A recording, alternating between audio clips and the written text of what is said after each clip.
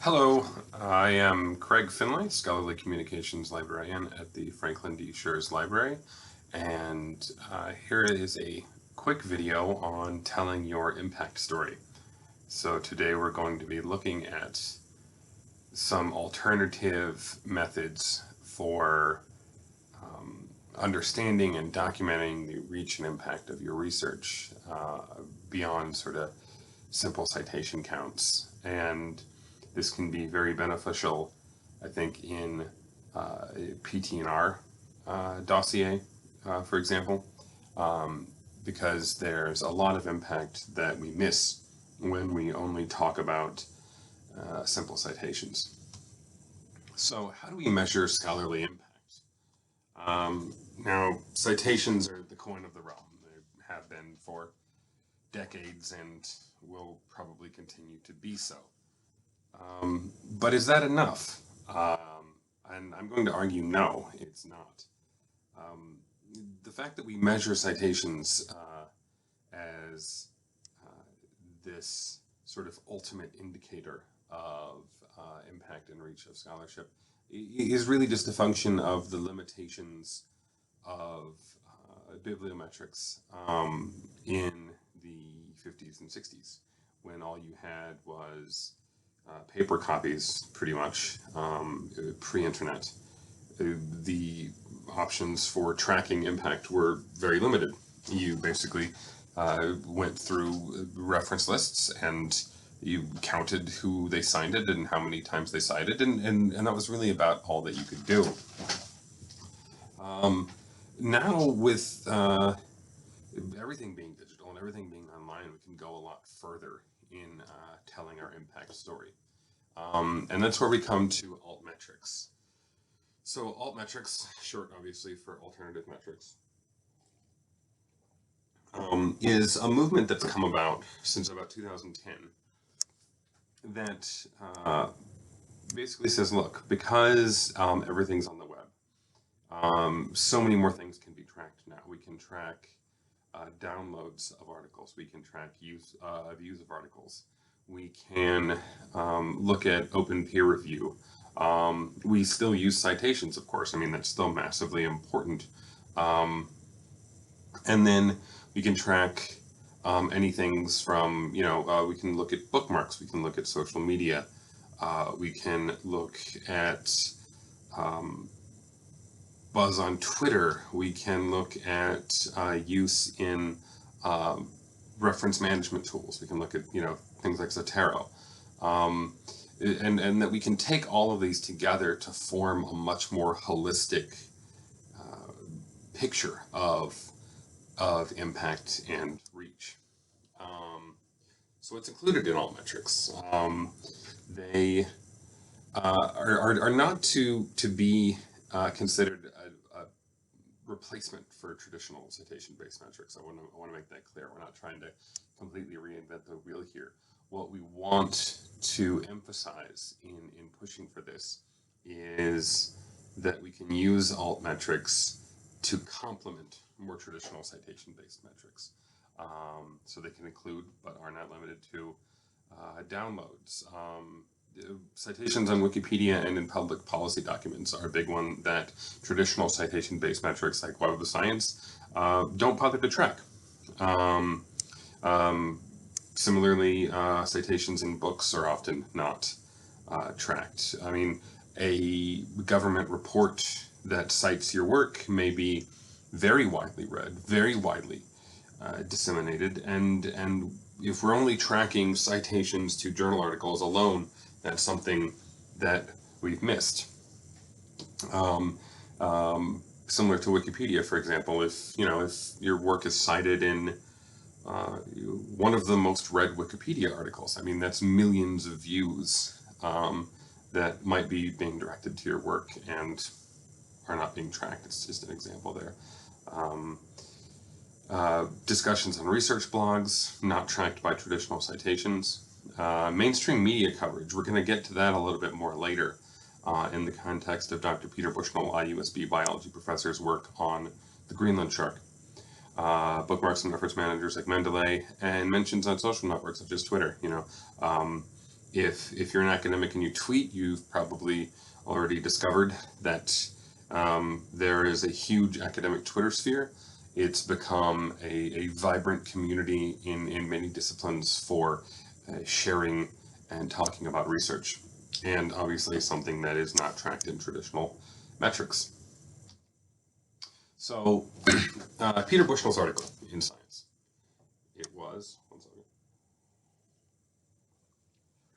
the 29th rated attention score article in the 2016 Altmetric 100. So this company, Altmetric, releases their annual top 100, and they calculate something called their attention score. And it is how much attention research gets in a very holistic sense. So this was Dr. Peter Bushnell's research on islands. Radiocarbon reveals centuries of longevity in the Greenland shark. And the attention score you can see over here in this little pinwheel is 2,350. And it's kind of a combined weighted score of news stories, blog posts, tweets, Facebook posts, not from individuals, but more from organizations. They do weight who is tweeting something and who is sharing something on Facebook. Wikipedia citations. I'll go ahead and click on it so you can kind of see who they track. But I think it's a really good example of and actually, so it's increased by now. It's at the time I made this, it was 2350, but that was a few months ago. Now it's up to 2679. They continue to track it. So if you click on news, here's a news tab, and so it was mentioned in Forbes, the top shark conservation stories of 2018. It was mentioned in the Smithsonian Magazine. It was mentioned in Newsweek. It was mentioned in Scientific American. It was mentioned in Canadian Geographic. It was mentioned in a number of not just national but publications. Here's, it's in the New Yorker, the strange and gruesome story of the Greenland shark, the longest living vertebrate on Earth. Fortune. BBC News, Times of India. I know for it was one of the Guardian's top science stories. It's going to be in here somewhere, but they've got a lot of news mentions at this point. National Geographic, Latin America looks like. And, so we can go to blogs. So they're tracking science blogs. So here's an article. They were cited in UCL Museums and Collections blog, 2017. They were cited in a blog called Species New to Science, the National Geographic Education blog. And yeah, you can go to Twitter, Facebook, Wikipedia, all of the times it's cited in Wikipedia. Even, social media like Reddit. So if your research is, and this is really, I think, a great value add for Altmetrics, is that, like as we saw, if your research is being cited in National Geographic or the New Yorker, or if you receive some attention on NPR, which I know that research did as well, that's massive impact, absolutely massive, and it's not covered by citations alone. It's something that's ignored. And so by taking into account Altmetrics, we can really make a better case. I think every one of us can make a better case for the reach and impact of our scholarship. So here's some screenshots of some stories. Popular Science, again, there's the New Yorker article, science.com, all of which traditional citation metrics don't take into account. By the way, Dr. Bushnell's article was 29th out of 2.4 million articles that they tracked that year. I just wanted to point that out. Also, the only faculty member at an IU campus to be included that year. So go IUSB. Another way that we can increase our impact story is by going open access. This is a tiny bit of a tangent, but I really wanted to point this out. It's been pretty much conclusively documented that there is an open access citation advantage. A recent lit review that I looked at had that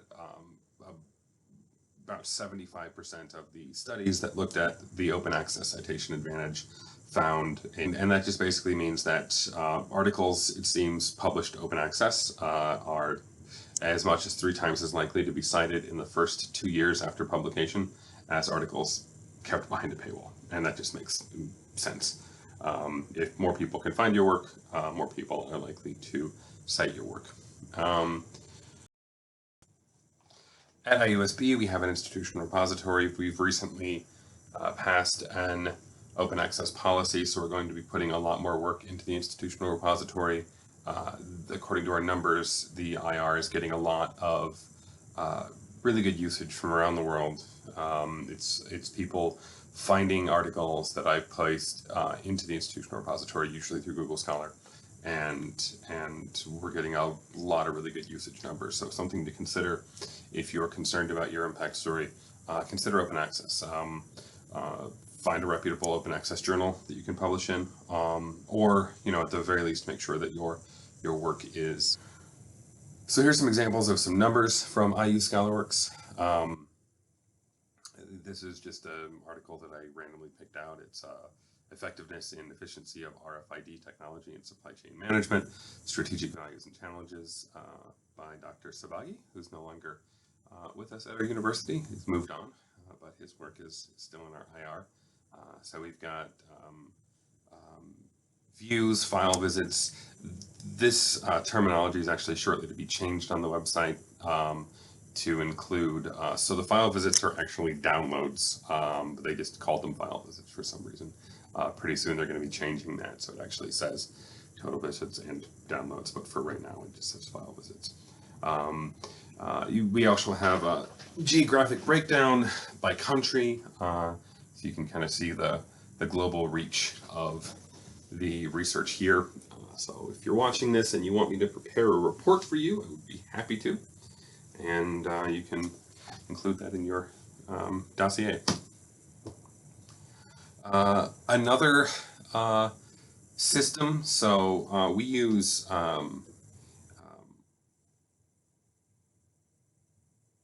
DSpace, which is an open source platform. Another platform for institutional repositories is Digital Commons. You pay for Digital Commons, so it has a lot more bells and whistles, but they generate this cool little map for you. So here's I've got 2 articles in a Digital Commons at University of Nebraska from publishing at a open access journal there, and they send me these neat little maps sometimes. So my total downloads, so the majority from the East Coast here. I've got people downloading my articles in the UK, China, Saudi Arabia, South Africa, I think Micronesia, I don't know. But again, that's a pretty handy thing, and I included this in my dossier when I was going up. There's some free services that you can use. Impact Story is a free service to track your impact. You create a profile. I haven't actually been on it for that long. I mostly created it for this presentation, so they haven't really tracked a lot of my research, but over time it builds up. You basically upload your own citations to your articles, and then they can track what you're doing. Apparently, I'm big in Japan. My work was saved or shared by someone in Japan. Only half of researchers can claim this honor. I don't really know how impressive that is, but I think it's trying to make me feel good about myself. Honestly, not that many people read library research outside of librarians, but that's okay. What I use a lot more is my Google Scholar account. I would recommend everyone use a Google Scholar account. Google Scholar tracks, again, a lot of things that traditional citations don't track. Books, for example, they'll track, and government publications they'll track. And it's a really nice little layout here for your impact. So they'll have cited by and year. So here's all of my citations, 241 total. My H-index, which is the number of papers cited that many times, is 7. My I-10 is 6. Here's, you can sort it by cited, you can sort it by year. You can also add your co-authors, so you can kind of track what they're doing. And in your cited by, it's really nice. You can just click on the 90, like on that number. This is just a screenshot, so I can't click on it, but it'll show you who cited you, and you can kind of follow those citation chains, and that's a lot of fun. And you can, track and see if any major names in the field are citing you. I certainly did that for my dossier when I was going up for tenure. So that's a real kind of quick primer on other ways to think about documenting your impact. Please get in touch with me. I can create a report for you of your materials in ScholarWorks. I can help you create your Google Scholar profile. I can help you create a report for all of those things. I can help you create your impact story, and you can get that going.